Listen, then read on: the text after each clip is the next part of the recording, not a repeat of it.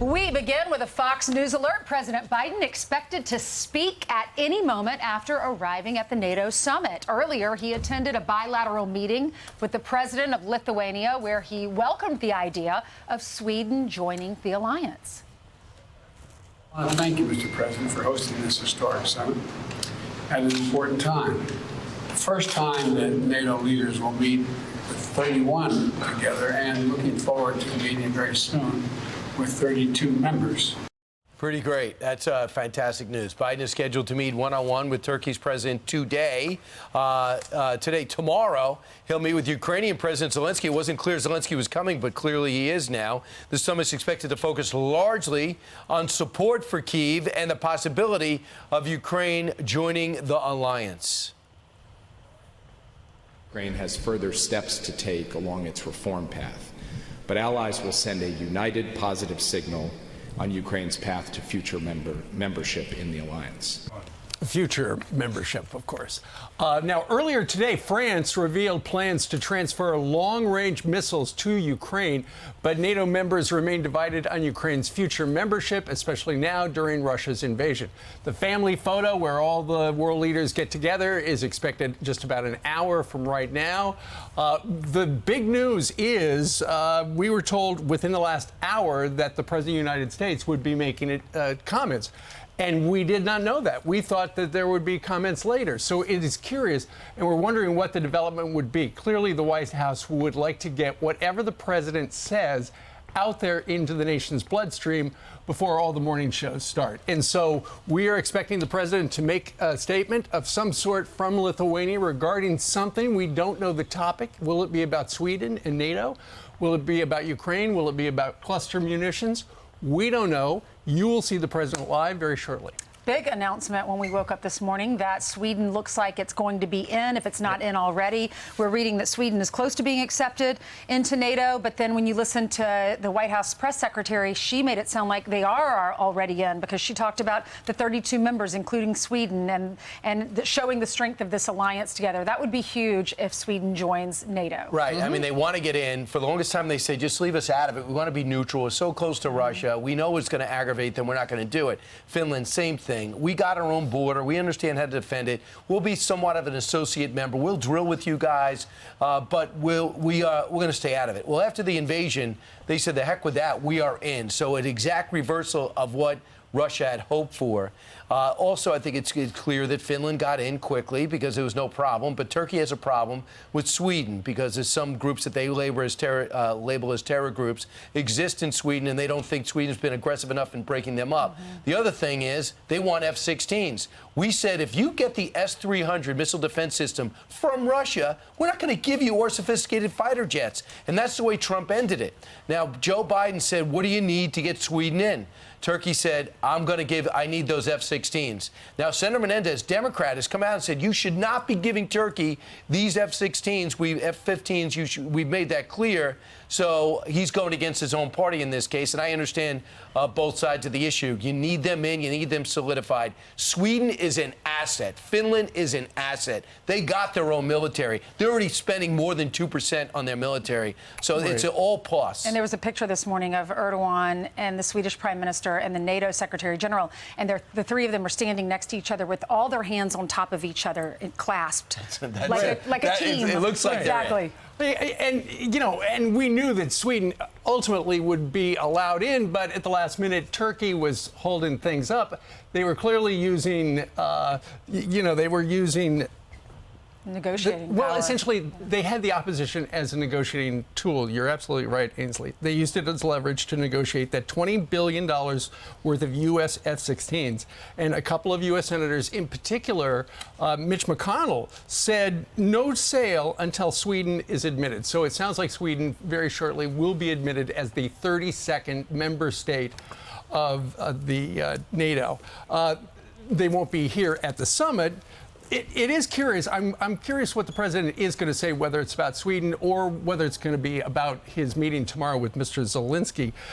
What Kyiv wants, what Zelensky wants, he wants specific pledges on when Ukraine can join NATO as well. But the administration is reluctant to because we're in the middle of prosecuting a war against, well, an invasion against Russia. Well, look at that picture right there. It looks like he's yelling, right?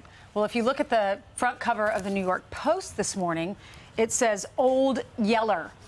It's a take on the movie we all loved when we were younger. About a dog. About a dog, when right? a young kid of 14 years old had to get a shotgun and shoot his own dog. I know, because he had rabies, You right? would think that just one more vet visit would have helped. Well, they're playing on the Yeller because staffers, according to Axios, are saying behind the scenes, behind closed doors, he is lashing out at everybody. He routinely directs F-bombs at the staff if they don't meet expectations. Yeah, also, he's oldish. Just saying. Right. Some people mellow when they get Yeller. older. Right, exactly. You know, Henry Kissinger doesn't. There's no rumors of the 101-year-old Kissinger having meltdowns in his Brian, office. that we know of. But this that's story's true. been floated out there. I'm sure he's crazy. Brian. So the story is, according to Axios, you know, Joe Biden, the guy who, in aviator sunglasses, who loves Uncle Joe. Right, exactly. Just a charming guy. He loves to go out Loves for his ice cream 6 with the grandkids. kids. Exactly. He whispers in public, but he yells and cusses behind the scenes. Here's a clip from Axios. They say, behind closed doors, Biden has such a quick trigger temper that some aides try to avoid meeting alone with him. Some take a colleague along almost as a shield against a solo blast. The president's admonitions include how the expletive, don't you know this? Don't expletive me, and get the expletive out of here. According to current and former Biden aides who have witnessed and been on the receiving end of such outbursts. We have heard this before. It's curious, though. We've seen it. It's just part of... What'd he say to your own son? Yeah. You stupid SOB. He absolutely did. But it's curious because it is part of a drumbeat now where there are members of the mainstream media who you stack this up with Maureen Dowd a couple of days ago and other, like the Washington Post and the New York Times, almost like, hey, Joe, time to go. Yeah. Wedging him out. Exactly. pushing He's him leaking out. sensitive information to our adversaries about our 155 shells that were low on them. Looking up ran out. awkwardly when he came out of Downing Street yesterday, not knowing where to go in Windsor Castle, and So the king had to escort him, not acknowledging his 7th grandchild. He falls on the stage, bless his heart, he falls on his bicycle. You know, you look at him and you feel sorry for him when you see all of that. But is it time for him to go? He's running our country. But half that stuff happened, and we were the only one reporting it. I don't think anybody would. I always flip around. No one was reporting it. No one was writing it. Why is everybody writing it? Everyone reporting it. I even saw that Jake Tapper said, "You know what? That's this Hunter Biden story and the investigation. That's newsworthy. I'm going to follow it." Really, it only took him 2 years, maybe 3. Here is Joe Biden pledging to do just the opposite on Zoom, talking to his staff.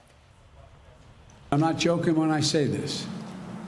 If you're ever working with me and I hear you treat another colleague with disrespect, talk down to someone, I promise you I will fire you on the spot. On the spot. No ifs, ands, or buts. Everybody is entitled to be treated with decency and dignity.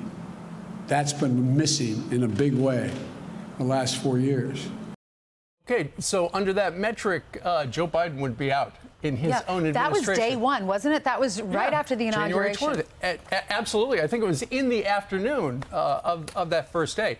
So there is this constant drumbeat now from the mainstream media talking about, you know, maybe Joe is just a little too old and crotchety. You look at that headline.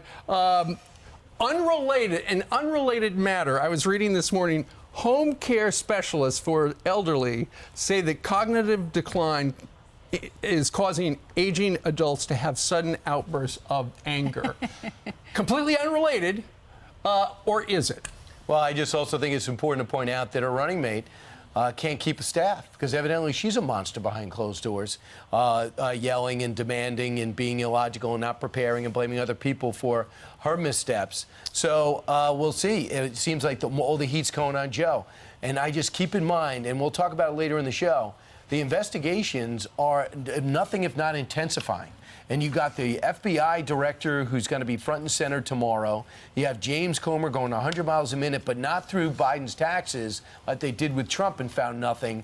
But they're going through the banks and his son and his son's shell companies were involved in. And we've only gotten to the beginning of the banks. So as this thing heats up, the question is, how many more people are going to be the lead blocker for a president that can't get over 40% approval rating, and they know there's a window of opportunity to rotate him out without much disruption, and you don't really see the Governor Pritzker or Governor Gavin Newsom or Governor Murphy, Governor Polis, people that were thought to be thought to be worthy of running for president, thought to be presidential contenders, of putting teams together. You know, you see the Republicans, they were on DeSantis for waiting as long as he did to get a team up much later than the fall to go run for president. It's going to be late. Brian, don't you think the Democratic Party or the leaders are saying behind closed doors, he beat Trump before. He's the only person we know that's the logic that could beat Trump this time. Because if we get Gavin Newsom, they're going to look at his record. They're going to look at him, you know, telling you one thing and doing another, going to that fancy restaurant, French Laundry. So I think that's their mentality. Well, sure. You know, I think that was it until you see how poorly he's done on the world stage on the interviews he refuses to take, the ones he does do. I think they're worried about that. He's even worse than he was 2 years ago. Yeah, I think they're worried. They're worried about losing the White House. And that's why, remember, it was about 6 months ago where there were a number of mainstream outlets that were doing stories that were designed to bolster Kamala Harris, to rebuild her, because she'd had such a bad time. And that obviously didn't work. Not yet. Obviously, now when you look at the polls and the current president is so far underwater, you've got to figure they're saying, you know what, Joe, this would be a good time to go because there's plenty of time. There's another 9 months before the serious voting gets started when somebody like Gavin Newsom, Governor Whitmer, somebody else could actually take the reins. And then they could say, you know what? And now this person could beat Donald Trump. But right now, the thinking behind the scenes is Joe Biden is the only person who could beat Donald Trump. So you have his failure in interviews and in presentations, the temper that's out there. But I keep in the back of your mind the investigations. And this guy, Dr. Gallup, is the one who came forward in 2019 and said, it's not a Hunter Biden situation. This is a Biden family situation. And the fact that Devin Archer is set to testify, they could point directly to Joe Biden taking part in these international business deals. That if the country found out how deep the Biden family was with China, our number one enemy, bar none, who is nothing but muscled up since he took over, who got rid of the Chinese initiative the day he got there, enlisted certain people linked to the Hunter Biden business dealings and got them off the sanctions list right away. There's so many things that could be almost, no matter, I don't care how many times Barack Obama can go to bat for you, how much power they can put in the Democratic Party, how intimidating other outlets can be, he might be unprotectable. Think about that. Our adversaries paying people in the Biden family, his brother, his son, money in exchange for policy. The problem with that particular guy that you mentioned, Brian, Gallup, who was indicted yesterday on 36 charges. He faces 100 years in prison. He's on the lam. He's the guy James Comer said was their secret informant who had all the goods on the Biden family. And we're going to talk more extensively about him in about 45 minutes at the top of the. But do you think that's unrelated? The fact that all these charges on him, 36, isn't that very similar to Donald Trump? That's what he said. It's not true. He said the reason they're charging him with all of this is because he went to the FBI and he told them all these secrets about the Biden family that he knew, and in exchange, the very same agency, the DOJ, the big umbrella agency, went after him. Right, and he's on the lam now, cut a tape and gave it to the New York Post to say, this is my story, and this is what they're trying to keep out. So anyway, it just adds to the parade of witnesses, puzzle parts, where you're thinking, okay, now is this gonna be the thing that says to Joe and Joe's family, you know what, maybe it's just time to, you've gotten a lot done in your first 4 years, support the next nominee, and let's go.